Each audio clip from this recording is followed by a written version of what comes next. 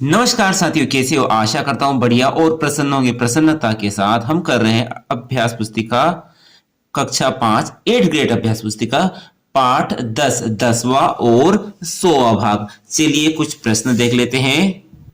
प्रश्न करने से पहले कुछ चीजें देख लेते हैं। जैसे यह एक वृत्त है, इसके कुल कितने हिस्से हैं? कुल हिस्से हैं इसके दो हिस्सों में से छायांकित कितने हैं? तो भिन्न में करेंगे 1/2, यानी दो हिस्सों में से एक हिस्सा छायांकित है।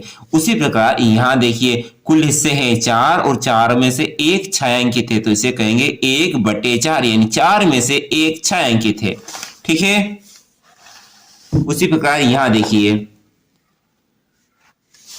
कुल हिस्से हैं 3 में से एक भाग छायांकित है, तो इसे प्रदर्शित करेंगे 1/3, इन 3 में से एक भाग छायांकित है। उसी प्रकार यहां पर कुल कितने भाग हो सकते हैं? कुल यहां पर 4 भाग हो सकते हो, 4 में से 3 भाग छायांकित है, यानी 4 में से 3 भाग छायांकित है, 3/4। उसी प्रकार यहां पर कुल कितने हिस्से हैं? 1 2 3 4 5 6 7 8, कुल 8 हिस्से हैं और 8 में से कितने छायांकित है? 1 2 3 4, यानी 4/8 भाग छायांकित है। और यहाँ पर कुल हिस्से कितने हैं? 1 2 3 4 5 6 7 8 हिस्से हैं और 8 हिस्सों में से 4 छायांकित है, ये भी 4/8 है।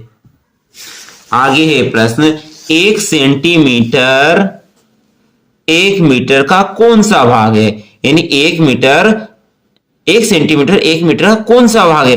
तो 1 मीटर में 100 सेंटीमीटर होते हैं। इसका मतलब 1 सेंटीमीटर 1 मीटर का 1/100 भाग है, यानी बी वाला बिल्कुल सही है। 1/100 बी वाला सही है, तो ये बी को हम काला कर देते हैं।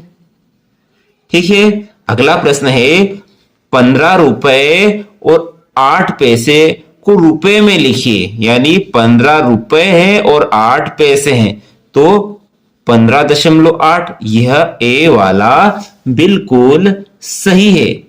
सही है क्या? प्रथम दृष्टि तो यही सही लगता है, लेकिन 15.8 वास्तव में यह 80 पैसे हैं।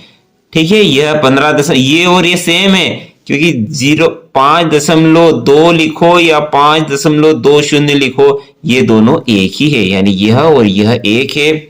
और यह गलत, यह डी वाला बिल्कुल सही है। कौन सा है? डी वाला। 15.08 रुपए का मतलब होता है 15 रुपए और 8 पैसे, यानी डी वाला बिल्कुल सही है। अगला है, 20 रुपए का नोट 100 नोट का कौन सा हिस्सा है? यानी 100 रुपए में कितने 20 रुपए के नोट होते हैं? तो 100 रुपए में 20 5 100, तो 5वां हिस्सा है यह। यानी कौन सा सही है? ए वाला बिल्कुल सही है। 5वां कौन सा? ए वाला। तो ए को कर दीजिए काला। 100 रुपए में 20 रुपए के 5 नोट होते हैं, यानी 100 रुपया 20 का 5वां हिस्सा है। अगला है, इस चित्र में छायांकित भाग कितना है? तो कुल कितना भाग है? कुल है 8 भाग और 8 में से 2 छायांकित है, 2/8 प्रदर्शित करेंगे। और 2/8 कहां दिख रहा है? तो ये वाला दिख रहा है, यानी सी वाला 2/8 बिल्कुल सही है। ए बी सी ये वाला बिल्कुल सही है। अगला क्या पूछा है? 0.05 का मान क्या होगा? तो देखिए 0.05, ये दशमलव हटाएंगे तो दशमलव के बाद कितने अंक है? 1 2, तो 1 के पीछे उतनी शून्य लगा दीजिए। तो क्या हुआ? किसी अंक के आगे शून्य है तो उनका कोई महत्व नहीं है, तो क्या है? 5/100। कौन सा सही है? तो यह बी वाला बिल्कुल सही है। क्या मान है? 5/100। यह भी बिल्कुल सही है। अगला प्रश्न है 100 रुपए के नोट में 10-10 रुपए के कितने नोट होते हैं? तो भैया 100 रुपए में 10-10 के नोटों की संख्या कितनी होती है? 100 को 10 से भाग लगा दीजिए। 10 एकम 10, 10 धाम 100, यानी कितनी आई? 10 नोट। 10-10 के 10 नोट मिलकर बनाएंगे 100 रुपए। अगला प्रश्न है यदि एक पेंसिल की लंबाई 100 mm है, पेंसिल की लंबाई सेंटीमीटर में कितनी होगी? चूंकि 1 सेंटीमीटर बराबर 10 मिलीमीटर यानी mm, इसलिए 100 मिलीमीटर बराबर कितने सेंटीमीटर होंगे?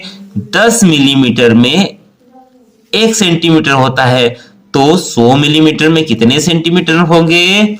10 सेंटीमीटर, है ना। 10 धाम 100 यानी 100 मिलीमीटर में 10 सेंटीमीटर होंगे। प्रश्न है 1 मीटर में कितने सेंटीमीटर होते हैं? तो 1 मीटर में 100 सेंटीमीटर होते हैं। वह 1 सेंटीमीटर में कितने मिलीमीटर होते हैं? तो 1 सेंटीमीटर में 10 मिलीमीटर होते हैं। प्रश्न है निम्नलिखित को सेंटीमीटर में बदलिए। 1 मीटर और 75 सेंटीमीटर, तो 75 तो सेंटीमीटर में ही है, इसको यदि सेंटीमीटर बदलेंगे 1 मीटर में कितने सेंटीमीटर होते हैं? तो 1 मीटर में 100 सेंटीमीटर होते हैं, तो 100 और 75 हो जाएंगे 175 सेंटीमीटर। 3 मीटर और 55 सेंटीमीटर को वही वैसी प्रकार से 75 सेंटीमीटर में है और 3 मीटर को सेंटीमीटर बदलेंगे तो 1 मीटर में होते 100 सेंटीमीटर, तो 3 में होंगे 300, तो 300 प्लस 55 तो 355 हो जाएंगे, 355 सेंटीमीटर। 4 मीटर और 5 सेंटीमीटर तो 405 सेंटीमीटर। प्रश्न है 1 सेंटीमीटर 1 मीटर का कौन सा भाग होता है? तो 1 मीटर में 100 सेंटीमीटर होते हैं, उसी आधार पर 1 सेंटीमीटर 1 मीटर का 1/100वां भाग है। ठीक है। दूसरा प्रश्न है 75 सेंटीमीटर 1 मीटर का कौन सा भाग है? अभी 1 सेंटीमीटर था तो 1/100 है, तो 75 सेंटीमीटर 1 मीटर का क्या होगा? 75/100 भाग। ये दूसरे का उत्तर। तीसरा क्या पूछा है? 5 सेंटीमीटर 1 मीटर का कौन सा भाग होगा? तो भी 75 था, अब 5 है, तो 5/100वां भाग। अगला है 2 मिलीमीटर 1 सेंटीमीटर का कौन सा भाग होता है? तो 1 सेंटीमीटर के अंदर 10 मिलीमीटर होते हैं, तो उस आधार पर 2/10वां भाग 10 है, ठीक है। क्योंकि 1 सेंटीमीटर में 10 मिलीमीटर होते हैं, तो 2 मिलीमीटर 1 सेंटीमीटर का 2/10वां भाग, ठीक है। क्या महत्वपूर्ण था? तो महत्वपूर्ण यह था कि 1 मीटर में 100 सेंटीमीटर होते हैं और 1 सेंटीमीटर में 10 मिलीमीटर होते हैं। उसी आधार पर यह प्रश्न अभी हमने हल किए। प्रश्न है, दिनेश की लंबाई 1 मीटर और 52 सेंटीमीटर है। 2 मीटर की लंबाई तक बढ़ने के लिए दिनेश को और कितना और बढ़ना होगा? तो दिनेश की लंबाई कितनी है?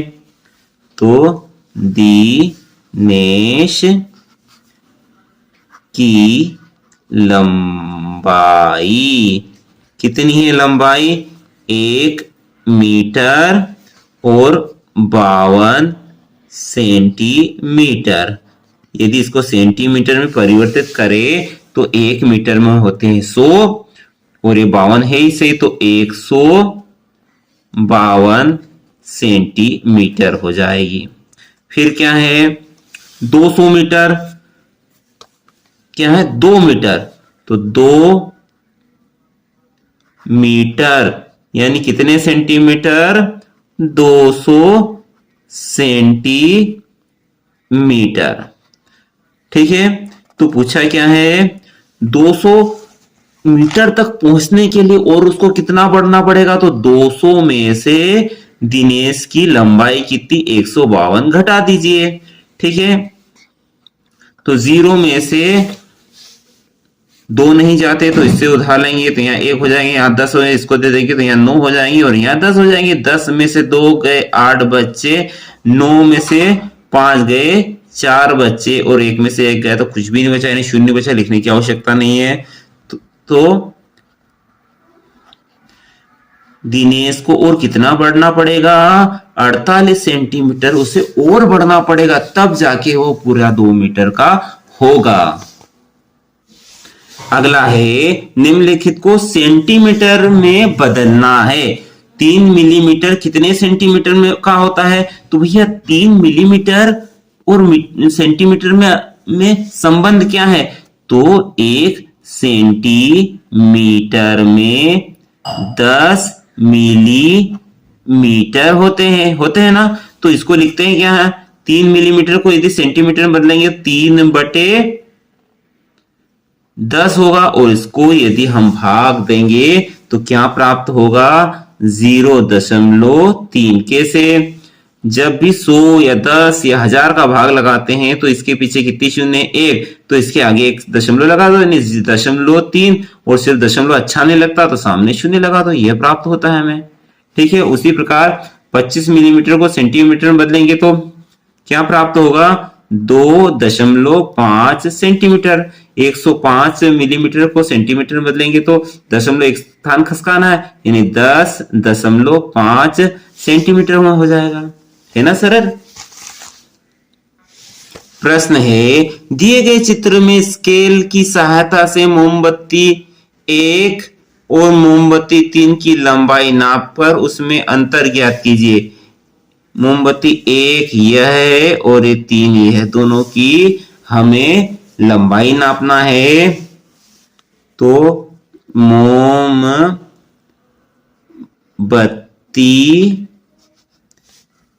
3 की लंबाई जब हमने नापी तो हमें मिली 4.5 सेंटीमीटर। आप नाप कर देख लेना क्या यही आपको मिल रही है।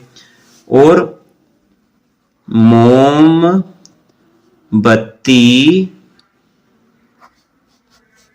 1 की लंबाई कितनी मिली? मुझे मिली 2.5 सेंटीमीटर, ठीक है। अब इनका अंतर पूछा है तो अंतर 4.5 में से 2.5 घटा देंगे, ठीक है। तो 5 में से 5 गए तो 0 बची। ठीक है, दशमलव लगाएंगे। 4 में से 2 गया तो 2 बचा, यानी दशमलव के बाद 0 है तो कोई लिखने का मतलब नहीं है, तो क्या आएगा 2 सेंटीमीटर। दोनों ही मोमबत्तियों का अंतर। अगला है पैसों को रुपए में बदलिए। तो चलिए बदलते हैं। 99 पैसे को रुपए में बदले तो भैया 1 रुपए में 100 पैसे होते हैं। ठीक है, होते हैं ना। तो 99 पैसे में कितने रुपए होंगे? तो 99 बटे 100 रुपए होंगे। ठीक है, अब इनको यदि हल करेंगे तो 1 के पीछे 2 शून्य है, तो 100 का भाग लगाएंगे तो 2 स्थान छोड़कर दशमलव लगा दीजिए। ये 1 या 2 दशमलव, ये या तो ये लिखिए या ये लिखिए, बात एक ही है। 75 को रुपए में बदलेंगे तो वही 75 बटे 100 मिलेगा। 2 दशमलव में बदलना चाहे तो 0.75। ठीक है, 2 रुपए और 50 पैसे। ठीक है, 2 रुपए को बदलेंगे तो क्या प्राप्त होगा?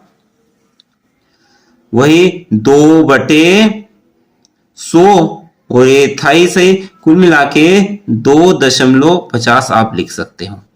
ठीक है, 2.5 रुपए। प्रश्न है, अरुण एक साबुन खरीदना चाहता है जिसकी कीमत 17 रुपए 25 पैसे यानी 17.25 रुपए है। यदि अरुण के पास एक 10 रुपए का सिक्का, एक 5 रुपए का सिक्का तथा 3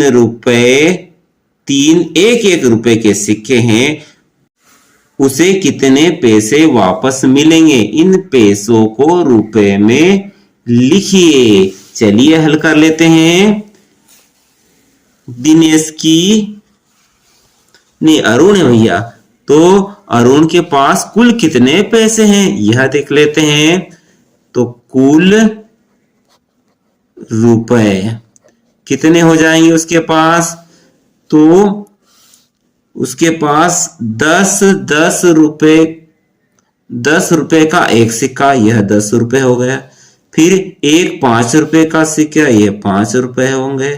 फिर एक 3 एक रुपए यानी 1 धन 1, ये कुल मिला के कितने होंगे? 10 और 5 15, 15 से 16 17 18 रुपए, 18 रुपए।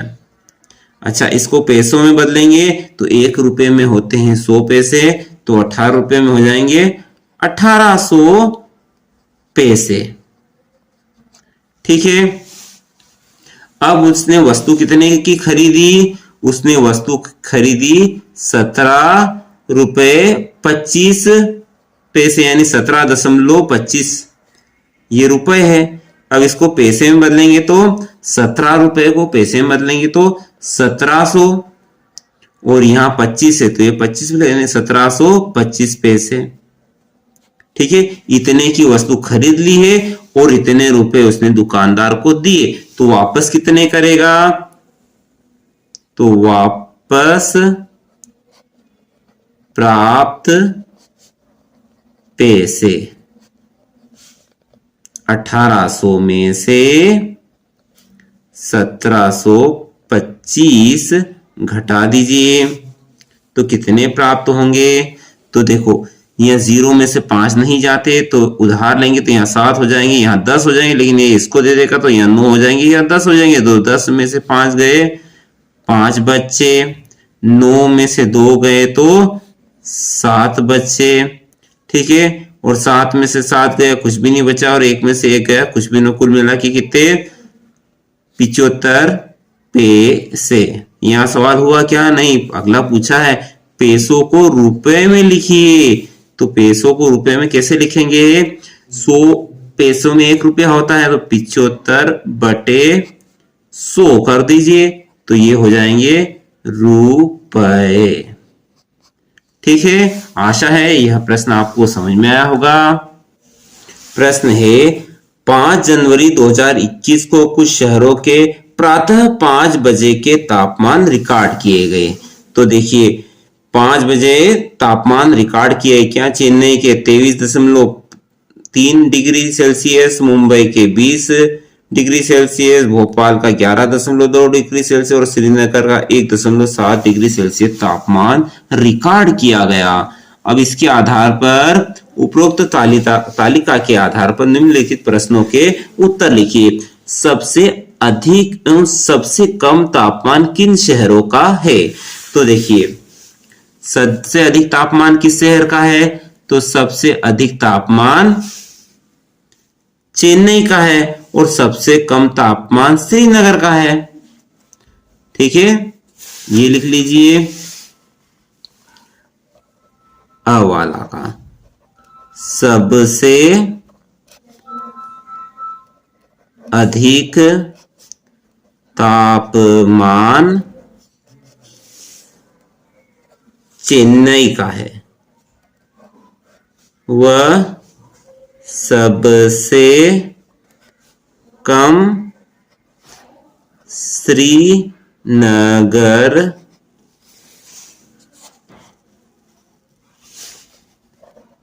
का है। फिर क्या होता है? इनके तापमान का अंतर, इनके तापमान का अंतर। देखिए, चेन्नई का तापमान प्राप्त हुआ 22.3 और श्रीनगर का तापमान है 1.7, तो घटा दीजिए। ठीक है, दशमलव के बाद के अंक को बोलते हैं दशांश, यानी दशांश में से दशांश को घटाना है, यानी 3 में से 7 को घटाना है, परंतु 3 तो में से तो नहीं जाएगा, तो उधार लेंगे। तो यहाँ 2 था तो यहाँ 1 हो जाएगा, यहाँ 3 था ही सही, 10 और आए तो 13 हो जाएंगे, और 13 में से 7 गए, कितने बच्चे? 13 में से 7 गए तो 6 बच्चे। दशमलव है, दशमलव लगाई, दशांश के बाद दशमलव लगाई, भी इकाई को इकाई में से, तो 1 में से 1 गया, 0 बच्चा, और 2 में से यानी दहाई में से दहाई घटाना, तो दहाई है ही नहीं, तो 2 के 2 रह जाएंगे। तो कितना अंतर आया? 20.6 डिग्री। ठीक है, अब ब वाला क्या पूछा है? ब वाला प्रश्न, श्रीनगर के तापमान से मुंबई का तापमान कितना अधिक है? तो मुंबई का तापमान कितना है? मुंबई का तापमान है 20.0 डिग्री, में से श्रीनगर का तापमान घटा दीजिए, यानी 1.7 घटाएंगे, 0 में से 7 नहीं जाता, उधार लेंगे, यहाँ 10 हो जाएंगे, यहाँ 9 हो जाएंगे, क्योंकि ये 10 थे तो 1 इसको दे देगा, तो 9 हो जाएंगे, यहाँ 10 हो जाएंगे, तो 10 में से 7 गए तो 3 बचे, दशांश के बाद दशमलव लगा दिया, 9 में से 1 गया, 8 बचा, और 1 में से कुछ भी नहीं गया, तो ऐसा ही, यानी क्या आया? 18.3 डिग्री। यह क्या है? श्रीनगर के तापमान से मुंबई का तापमान 18.3 डिग्री अधिक है। अगला प्रश्न है, निम्नांकित चित्र के हर खाने का चित्र 1/100 को प्रदर्शित करता है। इसका मतलब है कि यदि इस हिस्से की बात करें तो ये हिस्सा कितना है?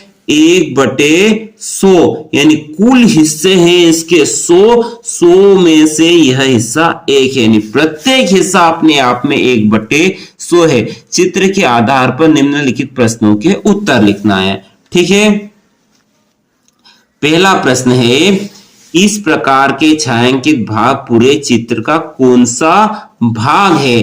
तो ऐसे भाग ढूंढ लेते हैं, कुल कितने हैं?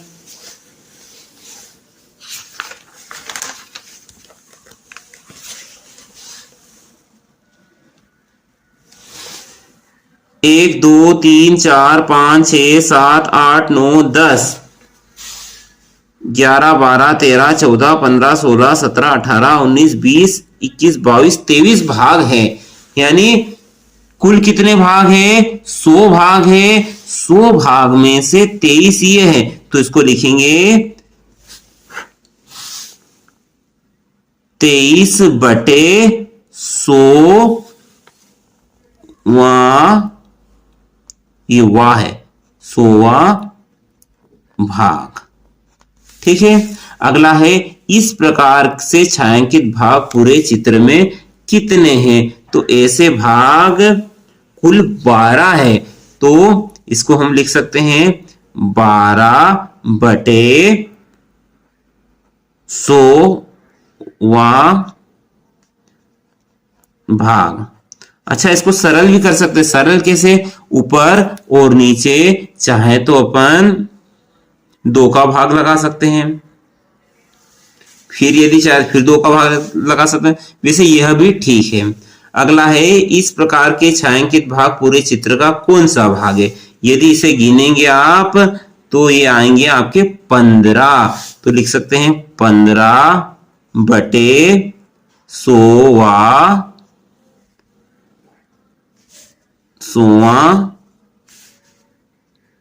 भाग। अगला है ये खाली है ना, खाली है ना। इस प्रकार का भाग पूरे चित्र में कौन सा भाग है? तो इतने 23 भाग है। यह भी 23/100वां भाग। अगला है 27/100 भाग किस प्रकार से छायांकित है? तो यह बिल्कुल ऐसा ऐसा।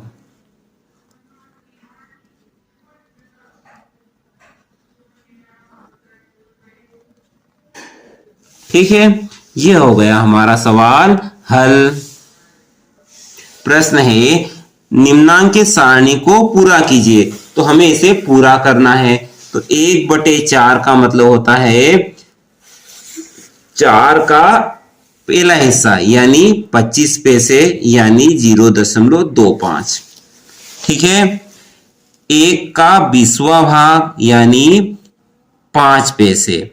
ठीक है, यानी इसे यदि हम दशमलव में बदलेंगे तो 0.05 रुपए। 3/10 यानी 30 पैसे और इसे रुपए में बदलेंगे तो 0.30 रुपए आ जाएगा। 75/100 यानी 75 पैसे और इसे दशमलव में बदलेंगे तो 0.75 रुपए। अगला है 7/100 यानी 7 पैसे और दशमलव में बदलेंगे तो 0.07 रुपए।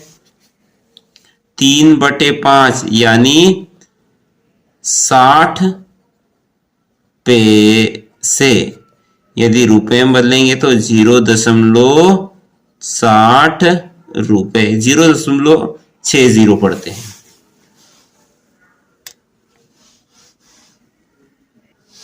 भैया प्रश्न है 20 रुपए के नोट की लंबाई चौड़ाई का अंदाजा लगाना है। तो चलिए अंदाजा लगा लेते हैं। आकलन या अंदाजा। अंदाजे से कहा कि भैया 20 रुपए की नोट की लंबाई कितनी होगी? तो लंबाई 10 सेंटीमीटर होगी मेरे अंदाज से। चौड़ाई 5 सेंटीमीटर होगी। ठीक है, ये तो अंदाज। और वास्तविक यानी जब हमने उसकी लंबाई नापी। तो आप नाप कर देखना, मैंने लंबाई नापी थी तो लंबाई आई कितनी आई? 12.5 सेंटीमीटर। वह चौड़ाई आई 6 सेंटीमीटर। ठीक है, ये तो हो गया। आगे क्या पूछा है? अपने अंदाज और वास्तविक माप का अंतर ज्ञात कीजिए। तो अंतर कितना आएगा? तो अंतर कैसे ज्ञात करें? घटाना पड़ेगा। अंतर लंबाई में अंतर कितना आया? 12, इसकी वास्तविक नाप नाप आई 12 सेंटीमीटर, तो 12 में से 10 गया तो 2 सेंटीमीटर इसकी अंतर आया। और चौड़ाई में कितना अंतर आया? 6 सेंटीमीटर नापा आया, अंदाजा आया था 5 सेंटीमीटर, अंतर आया 1 सेंटीमीटर। कुल मिला के हमने आकलन किया, अंदाजा किया तो 10 आया था, नापा तो 12 आया, यानी 2 का अंतर आया, चौड़ाई में 1 का अंतर आया। प्रश्न है, यदि एक पेंसिल की कीमत 3.50 रुपए है तो 1 दर्जन पेंसिल कितने रुपए की होगी? तो चूंकि एक पेंसिल की कीमत कितनी है? 3.50 रुपए, इसलिए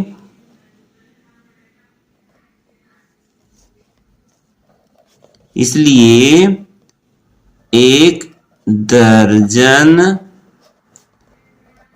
पेंसिल की कीमत क्या होगी? एक पेंसिल की कीमत 3.50 है, उसे 12 से गुणा कर दीजिए। ठीक है, 12 शून्यम शून्य, 12 पंजे 60, 60 की शून्य, हासिल के 6, 12 को 12, 12 दूनी 24, 12 तिया 36, 36 से 42, 42। और दशमलव कहाँ लगाना है? दशमलव 1 2 स्थान छोड़कर लगा दीजिए, यानी 42.00, यानी कुल मिला के 42 रुपए आएगा। किसका कीमत आएगा? 12 पेंसिल की कीमत, क्योंकि 1 दर्जन में होती है 12 पेंसिल। अगला प्रश्न है, एक पेंट बनाने में 1 मीटर 20 सेंटीमीटर कपड़ा लगता है। ठीक है, ऐसे ही 7 पेंट में कितने कपड़े लगेंगे? एक पेंट का कपड़ा 60 पेंटों के कपड़े का कौन सा भाग है? एक पेंट बनाने में 1 मीटर 20 सेंटीमीटर लगता है, 7 पेंट में कितना लगेगा? तो 7 पेंट बनाने में आवश्यक कपड़ा एक पेंट बनाने में लगता है 1 मीटर 20 सेंटीमीटर, यानी इसे सेंटीमीटर में बदली है। 1 मीटर में होते हैं 100 सेंटीमीटर, और 100 और 20 हो जाएंगे 120 गुणित 7 पेंट बनाने हैं ना, गुणा करेंगे तो 7 शून्यम शून्य, 7 7 7 14, 14 की 4, हासिल का 1, 7 एकम 7 और 1 8, यानी 840 सेंटीमीटर। इसे मीटर में बदलेंगे तो 1 मीटर में होते हैं 100 सेंटीमीटर, तो ये 800 के होंगे तो 8 मीटर हो जाएंगे, और ये 40 सेंटीमीटर। ठीक है, आगे क्या पूछा है? एक पेंट का कपड़ा 60 पेंटों के कपड़े का कौन सा भाग है? एक पेंट का कपड़ा 7 पेंटों का कौन सा भाग है? एक पेंट का कपड़ा कितने में बनता है? 120 में। ठीक है, और 7 पेंटों का कपड़ा बनता है 840 में। बस ये वा भाग होगा। इसे सरल करना चाहे तो 0 से 0 काट दीजिए, 12 एकम 12, 12 का भाग 84 में चला जाता है, 12 8 9 12 60 12 12 सताम 84, यानी 1/7 वा भाग भी कह सकते हैं। ठीक है, आशा है आपको सभी प्रश्न समझ में आए होंगे। वीडियो अच्छा लगा हो तो लाइक करके जाएं, चैनल पर नए हो तो सब्सक्राइब भी कर दें। अगले वीडियो तक जय हिंद, जय भारत, वंदे मातरम।